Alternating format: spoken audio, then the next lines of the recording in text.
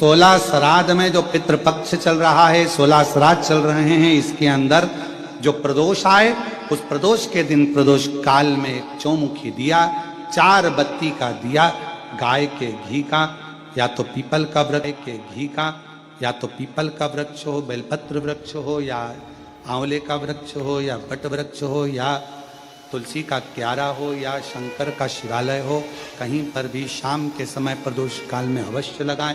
और बाबा से पितरों के जो 4 नाम हैं, 4 दिशा से हम पर करुणा करें, कल्याण करें, हमारे दुख हरें, हमारे तकलीफें हरें, हमारे दुख दूर करें, ऐसी कामना कर कर उन पितरों का आशीर्वाद मिले। 4 पितरों का नाम लेकर और शिव का नाम लेकर उसको प्रज्वलित, 4 पितरों का स्मरण करो, वो 4 बत्ती का दीपक जलाकर। पहले अग्निस्वधा पितर, दूसरे वर्षद पितर, तीसरे आज्ञ पितर और चौथे सोमपति पितर। यदि श्राद्ध पक्ष के अंदर प्रदोष तिथि पड़े और श्राद्ध की प्रदोष के दिन यदि शाम के समय पर प्रदोष काल में एक 4 बत्ती का गाय के घृत का दीप लगाया जाए और 4 पितरों का स्मरण किया जाए, 4 पितरों का स्मरण करो, वो 4 बत्ती का दीपक जलाकर। पहले अग्निस्वधा पितर, दूसरे वर्षद पितर, तीसरे आज्ञ पितर और चौथे सोमपति पितर। इन 4 पितरों को नमन करो, प्रणाम करो, और वो 4 बत्ती का दीपक या तो पीपल के वृक्ष के नीचे या मेरे शिवालय में जो प्रदोष के दिन अंकित कर देता है, जला देता है, प्रकट कर देता है, जो मन से मांगता है पितृ और शिव उसके भंडार कभी खाली नहीं करता, उसकी झोली भरा आ जाती है, भरा। कौन से दिन? श्राद्ध पक्ष में जो प्रदोष आए, प्रदोष के दिन प्रदोष काल में दीप प्रकट करने की बड़ी महत्वता है। आपने 16 दिन अगर ब्राह्मण को भोजन नहीं कराया है, 16 दिन अगर तुमने अन्नदान नहीं करा है, 16 दिन अगर कोई दान नहीं दिया है, तो भी यदि प्रदोष के दिन श्राद्ध पक्ष में जो प्रदोष आएगी, उस प्रदोष के दिन श्राद्ध पक्ष के 16 दिन के अंदर जो प्रदोष आए, प्रदोष काल में चौमुखी दिया, 4 पितरों का जिनका नाम अभी वर्णन किया, उनका स्मरण कर कर यदि प्रज्वलित किया जाए तो उसका फल अधिक मिलता है। और जो कामना कर कर हम दीप लगाते हैं, वो कामना हमारी वर्ष भर पूरा नहीं होता और बाबा उस कामना को पूर्ण कर देता है, पितृ पूर्ण कर देता है। तुम अपने पितरों का नाम लो और लगाओ, क्योंकि ये 4 पितृ 4 दिशाओं से हमको सुरक्षित रखते हैं। अग्निस्वधा पितर हमारे पूर्व दिशा से हमें सुरक्षित रखते हैं, वर्षद पितर हमें वर्षद पितर हमें दक्षिण दिशा से सुरक्षित रखते हैं। और महाराज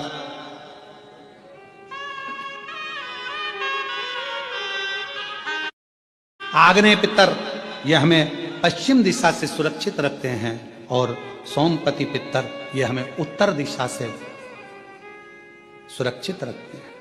ये वो पितर हैं जिनका नाम लेकर यदि प्रदोष काल में प्रदोष के दिन श्राद्ध पक्ष में अगर दीप 4 बत्ती का घृत का लगाया जाता है, या तो शिवालय में या पीपल के वृक्ष के नीचे, अगर वहां नहीं लगा सकते तो तुलसी के पौधे के नीचे, उसके सामने, या बट वृक्ष के सामने, या आंवले के वृक्ष के सामने, या बेलपत्र के वृक्ष के सम्मुख में, कहीं पर भी अगर इस दीप को लगाया जाता है और शिव का नाम लेकर उसको प्रज्वलित किया जाता है, तो पितृ और पितृ पक्ष में जो शिवरात्रि आ रही है, बेटा बेटी का विवाह 35 साल 40 साल 30 साल हो गए, शादी नहीं हो रही हो, जिस बेटा बेटी का संबंध नहीं हो रहा, उससे निवेदन है उस पितृ पक्ष की शिवरात्रि के दिन 1 बूंद घी, गौ माता का घृत, गाय के दूध से बना हुआ घी 1 उंगली में जरा सा लगाकर, जिस लड़का लड़की का विवाह नहीं हो रहा हो वो लेकर जाए, शंकर के शिवलिंग पर उसका लेपन करे, और उसी उंगली को अशोक सुंदरी वाली जगह पर पीवरी के नाम से, पितृपक्ष में सुखदेव जी महाराज की धर्म पत्नी पीवरी के नाम से अगर अशोक सुंदरी वाली जगह पर लगाकर एक लोटा जल भगवान शंकर को समर्पित कर दे तो उसका विवाह होता है।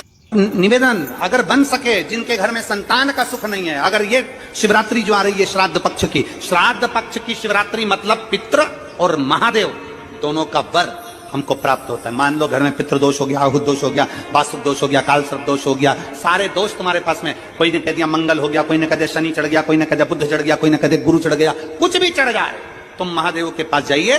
संतान का अगर सुख नहीं है तो बाबा देवादिदेव महादेव को घृत का लेपन कर कर उसी घृत का थोड़ा सा पान घर पर आकर दोनों पति पत्नी उसी घृत को लाकर उसका पान करो। घृत का लेपन करो, बाबा को जल चढ़ाओ। अगर लेपन नहीं कर सकते तो थोड़ा सा चढ़ाकर भी अगर लेकर आओगे और वो घृत का पान अगर करा है तो संतान का सुख होता ही है।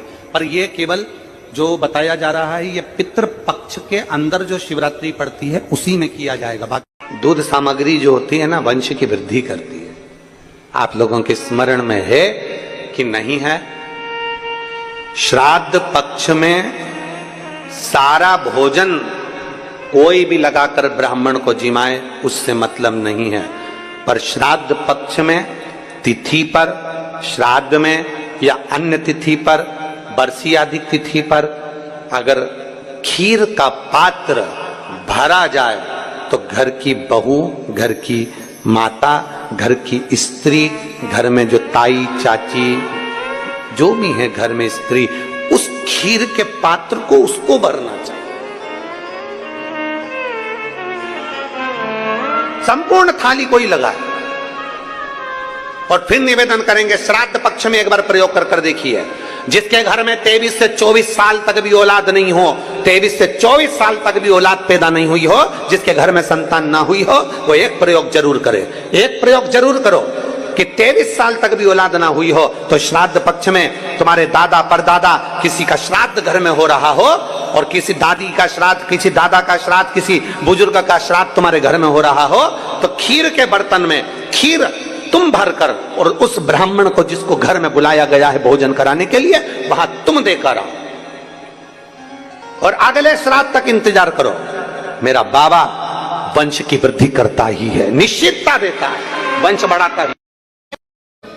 पितृपक्ष की प्रदोष के दिन, पितृपक्ष में जो प्रदोष आती है उस प्रदोष के दिन यदि एक चावल का दाना, एक बेलपत्र और एक लोटा जल कोई दिल से बाबा को चढ़ा देता है, प्रदोष काल में घी का दिया लगा देता है, उसके पूर्वजों को पिंड अपने आप प्राप्त हो जाता है, तर्पण अपने आप मिल जाता है। दिन है जिस, आज तो वो दिन है जिस दिन मेरे शंकर भगवान पार्वती और के साथ में वर प्रदान करते हैं, आनंद प्रदान करते हैं। मैं समझना आर्यमा स्वामी ने कहा कि पितृपक्ष में, श्राद्ध पक्ष में जो भगवान शंकर की शिव महापुराण की कथा को श्रवण करेगा उसके पूर्वजों को मुक्त स्वयं आर्यमा स्वामी कहते हैं। शिव और आर्यमा दोनों परम पद की ओर अग्रणी मुक्त। कोई वेतरणी में फंसा है, कोई कहीं फंसा है, कोई कहे कि ये दोष, कोई कहे वो दोष, कोई कहे ये, कोई कहे भाई, सब मुक्त है। शिव का नाम लिया सब मुक्त है। श्राद्ध पक्ष में मासिक शिवरात्रि आती है। बोलो आती कि नहीं आती? अरे जम के तो बोलो जरा, आती है ना? श्राद्ध पक्ष में मासिक शिवरात्रि आती है। एक श्वेत पुष्प था कि श्राद्ध पक्ष में शिवरात्रि आती है और शिवरात्रि के दिन शिवरात्रि के एक पुष्प का वर्णन क्या करता है हमारा शास्त्र, शिवरात्रि का एक लोटा जल क्या वर्णन करता है हमारा शिव महापुराण। तेरी कृपा बिना न हिले एक भी अणु, लेते हैं श्वास तेरी कृपा से। एक बेलपत्र का, एक पुष्प का क्या वर्णन है, एक पुष्प का क्या आनंद है, एक पुष्प का क्या रस तत्व है, शिव महापुराण की कथा वर्णन करती है। इस शिवरात्रि की कितनी महत्वता होती है। शिव महापुराण की कथा कहती है भाई श्राद्ध पक्ष में पड़ने वाली शिवरात्रि का स्मरण जरूर करिएगा। किसी नारी को अगर 32 साल भी शादी को हो गए हों और संतान नहीं हो रही है, 30-35 साल हो गए, 32 साल हो गए, 28 साल हो गए, 15 साल हो गए, 20 साल हो गए और संतान का सुख नहीं है, तो श्राद्ध पक्ष की शिवरात्रि की बड़ी महत्वता है, बड़ी महत्वता। तो शिवरात्रि का बड़ा महत्व है। पुष्प आप लोग भी निवेदन है, बाबा देवादिदेव पक्ष की शिवरात्रि के दिन बाबा देवादिदेव महादेव को एक सफेद पुष्प समर्पित कर देने पर अपने मन की कामना कर कर बाबा देवादिदेव महादेव 3 महीने वो कामना पूर्ण करता है। और जिसके यहां पर विद्वत जन ब्राह्मण जन ने कहा हो कि पितृदोष ज्यादा है या घर में शुभ कार्य नहीं हो रहा या तकलीफें ज्यादा हो रही हैं, कोई बड़ी बीमारी ने अगर घेर लिया है, कोई बड़ी तकलीफ सामने आ गई हो, तो उनको भी निवेदन करूंगा कि प्रयास करना कि एक सफेद पुष्प अपने हाथ से बाबा देवादिदेव महादेव को समर्पित करना। उसके बाद तुम्हें जो बड़ी बीमारी है उसकी जब शिवरात्रि पर आप समर्पित कर दो, 1 महीना पूर्ण हो जाए, अगले महीने की शिवरात्रि आए, श्राद्ध पक्ष की शिवरात्रि जाएगी, फिर अगले महीने की जब शिवरात्रि आए तो उसके पहले आपकी जो बीमारी है उसकी एक बार जांच कराना, बाबा देवादिदेव महादेव उस बीमारी को समाप्त जरूर करें। श्वेत पुष्प, भगवान शंकर का जो श्राद्ध पक्ष का जो शिवरात्रि है उस पर जो श्वेत पुष्प की परिभाषा, उसको हमें जानना है, उस परिभाषा। अगर अपने पूर्वजों को जल नहीं दे सकते, अपने पूर्वजों को तर्पण नहीं कर सकते, अपने पूर्वजों के लिए भोजन नहीं करा सकते, अपने पूर्वजों के लिए कोई तुम भाग नहीं दे सकते, अपने पितरों के लिए तुम कुछ नहीं कर सकते, तो नंदी ने तारकासुर से कहा, एक मुट्ठी दुर्वा घास उखाड़ कर किसी गाय को खिला देना, उससे भी तेरी पिता की, तेरे पूर्वज की मुक्ति गति निश्चित है। ज्ञान, ये नंदीश्वर का ज्ञान। 16 दिन श्राद्ध में बन सके, आप अगर किसी को भोजन करा सके ठीक है, ना करा सके ठीक है, कुछ नहीं बने तो थोड़ी सी घास, थोड़ा सा ग्रास तोड़कर गौ माता को भी खिला देने पर हमारे पूर्वजों को, हमारे पितरों को मुक्ति प्राप्त हो जाती है, मोक्ष मिल जाता है। शिवरात्रि के दिन रात्रि को चढ़ाया गया गेहूं का दाना अगर जिसके यहाँ 30-30 साल तक भी औलाद ना हो, उसके घर में भी भगवान बच्चा दे देता है।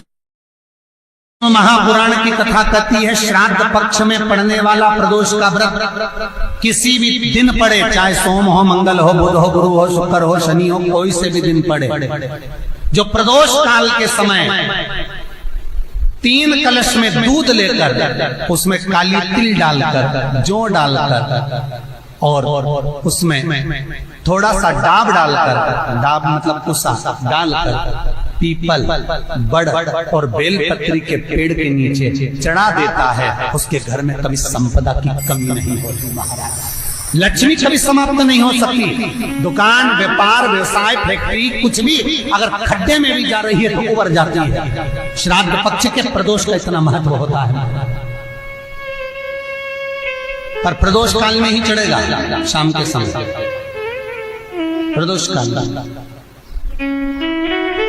पीपल के नीचे, बट वृक्ष के नीचे, बड़ के पेड़ के नीचे, बेलपत्री के नीचे घी का दिया लगाकर आप दूध समर्पित करो। स्टील के पात्र में थोड़ा सा दूध लेकर कटोरी में ले जाओ, अगर पात्र भर कर नहीं ले सकते तो कटोरी पर ले जाओ, समर्पित। शिव का सबसे प्रिय अगर कोई व्रत है तो प्रदोष का ही व्रत। शंकर को राजी है वो, क्योंकि शिव और पार्वती का दोनों का मिलन का व्रत है, भगवान शंकर के मिलन का व्रत। भगवान मार्कंडे बाबा से कहा, भगवान शंकर ने, मार्कंडे जी आपने शिव आराधना करी है, आपने माता पार्वती का वर प्राप्त करा है, इसलिए आप चिरंजीवी भव हो गए महाराज, आपके प्राण नहीं चाहिए। मार्कंडू जी ने भगवान शंकर से हाथ जोड़कर निवेदन करा, जो दुनिया में कोई नहीं कर सकता वो आपने कर दिया। शंकर जी कहते हैं ये मैंने नहीं करा, भोलेनाथ कहते हैं ये तो इसके भजन का प्रताप है।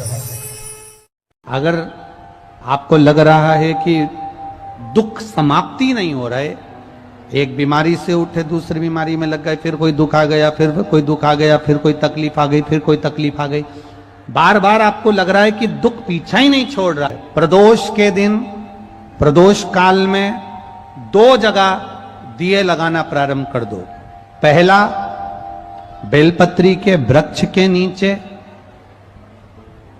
पहला दिया प्रदोष काल में, प्रदोष के दिन बेलपत्री के वृक्ष के नीचे, और दूसरा दिया अपने दरवाजे की चौखट के बाहर, मतलब अपन बाहर खड़े होंगे, अंदर की ओर दिया नहीं, बाहर की ओर। एक दिया बेलपत्र के नीचे देवाधिदेव महादेव से प्रार्थना कर कर, हे शिव शंकर, हे गौरी शंकर, हे शिव, आज प्रदोष का दिन, प्रदोष काल में आप भ्रमण के लिए निकलोगे नंदीश्वर के साथ में, ऐसी कृपा करना, आपके लिए मैंने द्वार सजाया है भोलेनाथ, आपकी दृष्टि मेरी चौखट पर भी कर देना, मेरी जिंदगी संवर जाए। इसलिए 2 दीप स्मरण करो। जिस दिए को आप लगाओगे प्रदोष के दिन, प्रदोष काल में, एक दिया बेलपत्री के वृक्ष के नीचे लगाया है, और दूसरा दिया जब आप कहते हैं घर में प्रवेश करोगे तो राइट हैंड पर ही लगाएं। कौन से हैंड पर लगाएं? राइट हैंड पर। बेलपत्री का वृक्ष, पीपल का वृक्ष, आंवले का वृक्ष, बड़ का वृक्ष या शंकर का शिवालय। फिर से सुन लेना, पीपल का वृक्ष, बेलपत्र का वृक्ष, आंवले का वृक्ष, बट का वृक्ष या फिर शंकर का, जम के बोलो, शिवालय। शिवालय का मतलब शंकर का मंदिर या शिव। प्रदोष के दिन अगर आपको लग रहा है कि हमारे यहाँ पितृदोष है, बहुत तकलीफ चल रही है, बहुत, कोई ने कहा पितृदोष है, कोई कह रहा है पितरों का, तुम्हारे यहाँ ये तकलीफ है, पितरों की ये तकलीफ है, पितरों की वो तकलीफ है, पितरों की ये तकलीफ है, बार बार अगर कोई कह रहा है तो फिर आपको उसमें स्मरण करना पड़ेगा कि हम चावल के कितने दाने भगवान शंकर को समर्पित कर दें कि भोलेनाथ हमारे पितरों को तृप्त कर कर। हम तृप्त नहीं करेंगे। आप में से कोई है जो पितरों को तृप्त कर सकता है? संसार में कोई नहीं जन्मा जो अपने पितरों को, अपने पूर्वजों को तृप्त कर दे। गया जी का पिंडदान कर लो, तर्पण कर लो, तिलांजलि दे दो, घर में ब्राह्मण भोज करा दो, साधु भोज करा दो, संत भोज करा दो, तुम दुनिया भर का सारा 50 काम कर लो, उसके बाद भी तुम पत्री का किसी को दिखाओगे तो वो भी कह देगा तुम्हारे यहाँ, फिर वापिस कहेगा कि पितृ दोष है। अब तुमने अभी इतना अनुष्ठान करा, इतना पिंडदान करा, इतना तर्पण करा, इतनी तिलांजलि करी, इतना इतना सब कुछ करा, इसके बाद वापिस पितृदोष आ गया, फिर वापिस पितृदोष। क्यों? दुनिया में ऐसा कोई नहीं जन्मा जो अपने पितरों को तृप्त कर। आप अपने घर के लोगों को तृप्त नहीं करते, जो जिंदा हैं वो, उनको बोलो तृप्त कौन करेगा?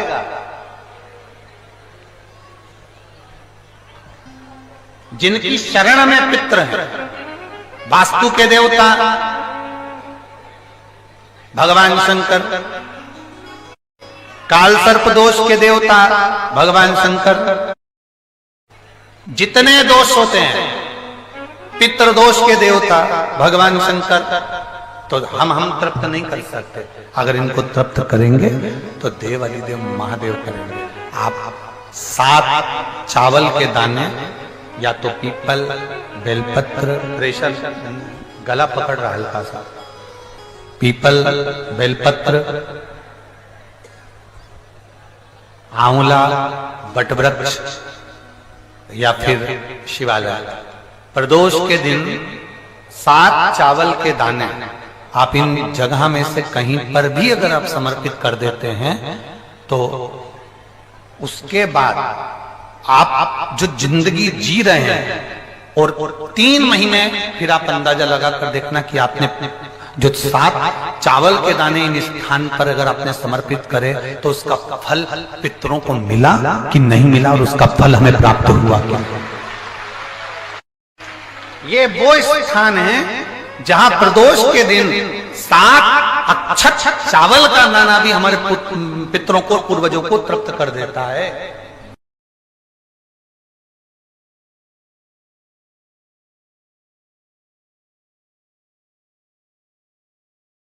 पितरों को एक पद पर प्रतिष्ठित कर दिया जाता है जिसको देव पितर कहते हैं। देव पितर का काम क्या है? कोई तुमसे पूछे कि पितर और देव पितर में अंतर क्या है, पितर और देव पितर में अंतर क्या आता है, देव पितर का कार्य क्या है?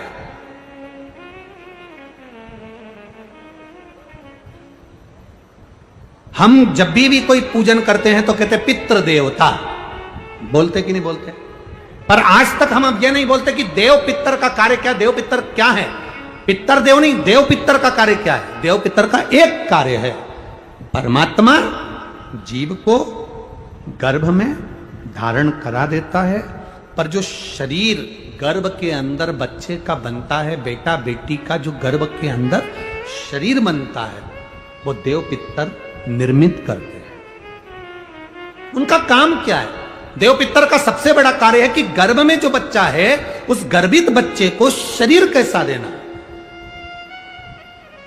उसकी नेत्र ज्योति कम रखना है, श्रवण शक्ति कम रखना है, उसकी छाती में, उसके हृदय में, उसके दिल में छेद करना है, हड्डी को कमजोर करना है, पांव टेढ़ा करना है, हाथ टेढ़ा करना है, या उस शरीर को सही तरह से निर्मित करना है। ये देव पितर का काम।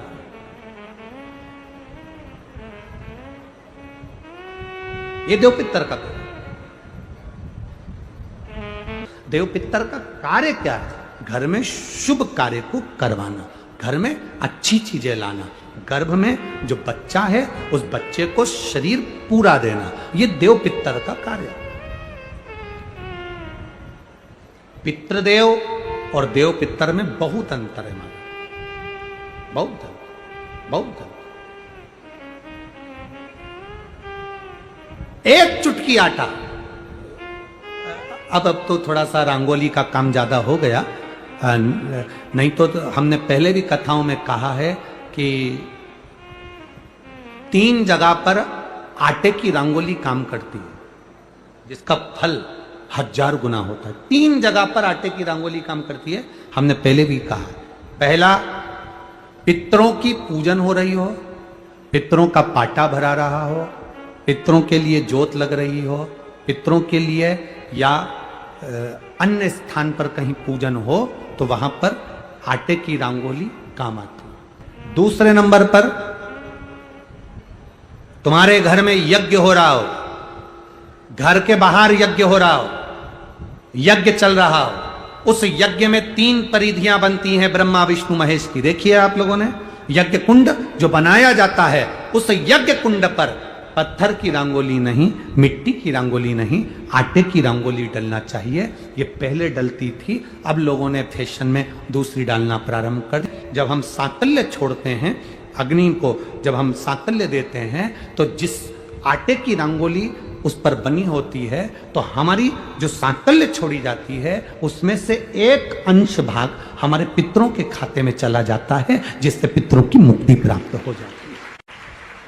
तीसरा, आटे की रंगोली। तीसरी, घर में शादी हो रही हो, मंडप बंधा हो, उस मंडप के नीचे जब पूजन हो रही हो, उस समय पर पत्थर की या मिट्टी की रंगोली नहीं, अगर पंडित पूजन करा रहे हैं या मंडप की पूजन हो रही है, जिसके नीचे लड़का लड़की की भांवर होगी, दूल्हा बैठेगा, दुल्हन बैठेगी, वहां चावल के दाने मध्य पत्ती पर आटे पीला चंदन को घिसकर उसकी एक गोली बना, शिवपिंडी जैसी, शिवलिंग जैसी गोली बनाकर उस चावल के दाने पर रख लो। एक स्थान पर रखकर घर के अंदर ही उसका पूजन कर लो। और पूजन करना है वही जो आप घर में सामग्री आपके रोली चावल मोली हल्दी, उससे पूजन कर कर, दिए से आरती कर कर, वहां से पानी बह रहा है उस और इस पिंडी को रख लो और ऐसी कैसी पत्ती अशोक सुंदरी वाली जगह पर रख दीजिए। ये किसी भी प्रदोष के दिन या किसी भी सोमवार की अष्टमी के दिन या किसी भी विशेष शिवरात्रि के दिन आप ये एक बार केवल करना है और अपने मन की कामना कर उसको रखकर बाबा को घी का 2 दिया लगाकर आ जाना है। मेरा भोलेनाथ आपका हाथ पकड़कर आपका कंपटीशन एग्जाम में विजेते। अब एक